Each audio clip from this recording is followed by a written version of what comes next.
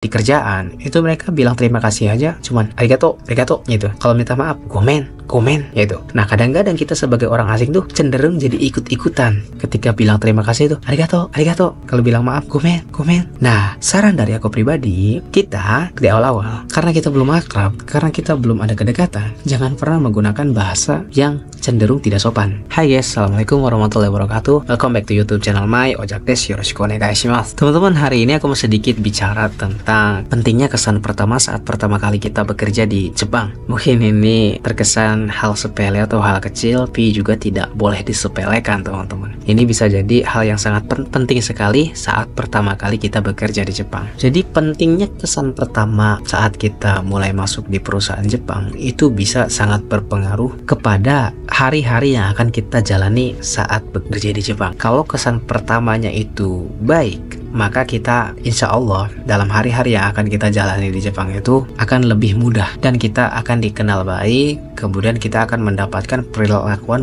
yang baik. Tapi kalau kesan pertama kita di perusahaan saat pertama kali kita bekerja itu buruk, itu bisa mempengaruhi juga nanti pandangan-pandangan orang Jepang atau pandangan-pandangan pekerja yang lainnya kepada kita itu menjadi buruk dan menjadi tidak nyaman menjalani hari-hari di Jepang. Jadi apa aja sih tipsnya gitu kan agar kita mendapatkan kesan yang baik saat bekerja di Jepang? Kalian harus simak sampai selesai. Mudah-mudahan ada manfaatnya dari video kita kali ini ya. Jadi teman-teman, yang pertama itu adalah smile, adalah senyuman. Jadi kalau menurut aku pribadi, orang Jepang itu mereka suka atau senang dengan orang-orang yang ramah, dengan orang yang murah senyum, dengan orang yang positive vibes gitu kan, aura-aura, dengan orang-orang yang auranya tuh cerah, selalu ceria. Jadi saat pertama kali kita masuk ke perusahaan Jepang, usahakan kita itu mengeluarkan aura positif yang ada di diri kita dengan cara kita murah senyum, dengan cara kita happy gitu kan, bersuara lantang, ya senang gitu, seperti kita benar-benar siap untuk bekerja, siap untuk membantu perusahaan dan lain-lain. Nah ini karena apa teman-teman ya? Karena aura positif itu bisa memancar dan bisa diterima oleh orang-orang gitu kan, oleh orang-orang sekitar, bisa terasa gitu kan. Orang yang auranya positif itu bisa terasa, beda dengan orang yang auranya negatif. Misalkan kita datang ke perusahaan pertama kali kita perkenalan, kita udah kayak auranya tuh kayak gelap gitu kan, kayak suntuk, misalkan kita nggak bersemangat gitu, penuh ketakutan, khawatir, gelisah, yaitu membuat aura yang ada di dalam diri kita tuh menjadi negatif. Bener gak sih? Kalau menurut aku seperti itu. Tapi kalau kitanya orang yang percaya diri, penuh dengan ya smile, positive thinking gitu kan, berani, itu membuat kita tuh lebih positif dan terpancar aura-aura yang baik gitu kan di dalam tubuh kita. Juga menurutku sangat penting sekali. Yang pertama itu senyuman teman-teman. Yang penting kita murah senyum, ramah gitu di awal-awal ya. Nah kemudian juga teman-teman, kita harus menggunakan bahasa yang baik, bahasa Jepang yang sopan. Ingat, meskipun ya orang-orang Jepang itu mereka, apalagi kalau di line ya kita bekerja, itu orang Jepang tuh banyaknya menggunakan bahasa casual, bahasa yang terkesan bahasa biasanya mereka, bukan bahasa yang gak sopan ya, tapi bahasa yang biasa, lebih condong ke sopan gitu. Nah kadang-kadang kita sebagai orang asing yang pertama kali bekerja di Jepang melihat orang Jepang menggunakan bahasa yang futsuke gitu kan, bahasa biasa, bahasa yang cenderung tidak sopan, kita tuh kadang-kadang ikut-ikutan gitu.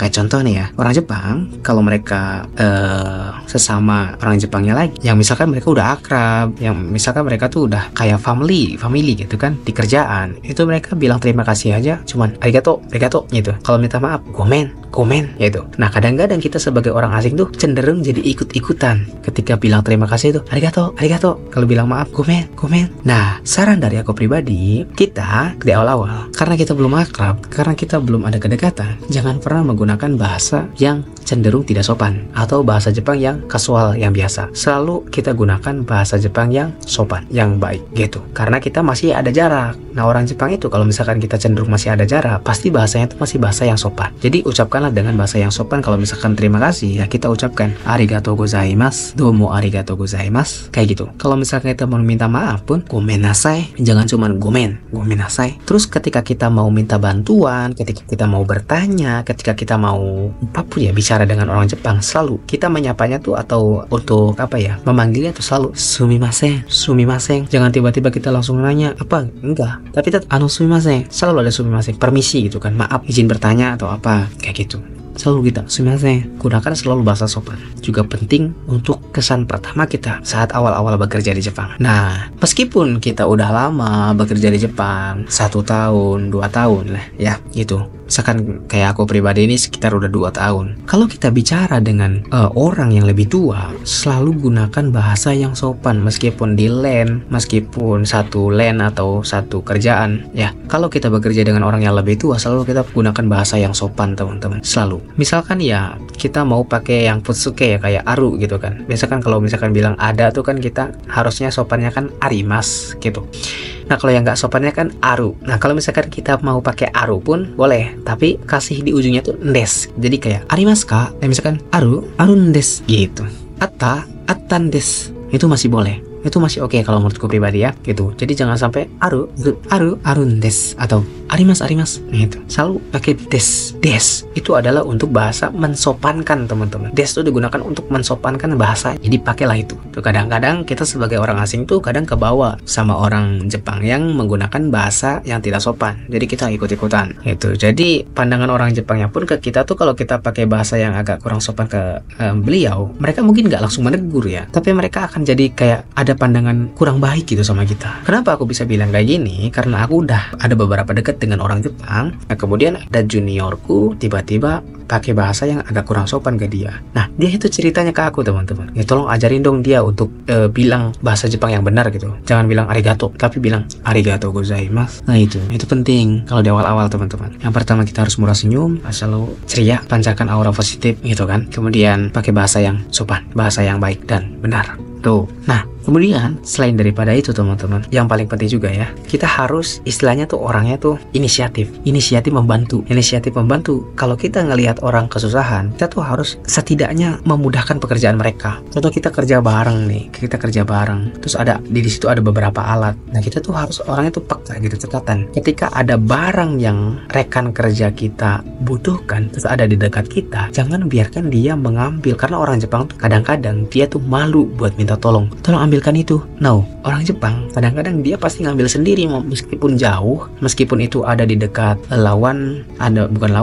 ada di dekat rekan kerjanya. Itu orang Jepang tuh nggak bakalan minta tolong. Itu yang kerennya. Beda kalau orang Indonesia, tolong ambilin itu dong, tolong ambilin itu dong, gitu kan, tolong ambilin.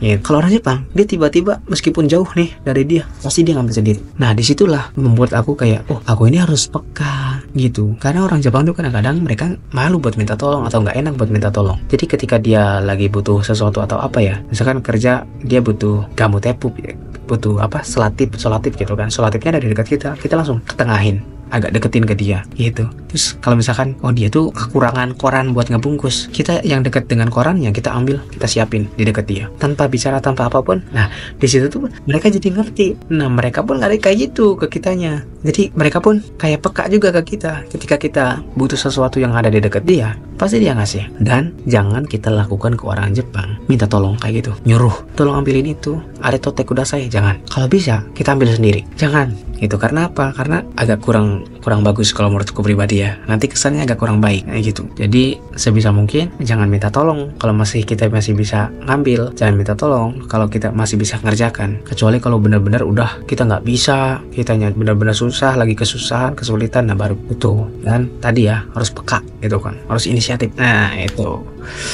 3 tips dari aku pribadi yang menurutku itu penting, hal kecil tapi sangat kalau dilakukan itu akan membuat kesan pertama kita di Jepang itu menjadi baik. Jadi kalian bisa save video ini, kalian juga bisa catat, dan kalian juga bisa praktekkan saat di Jepang. Oke? Kurang lebih seperti itu video kita kali ini. Mudah-mudahan ada manfaatnya. See you the next time. Bye bye. Assalamualaikum.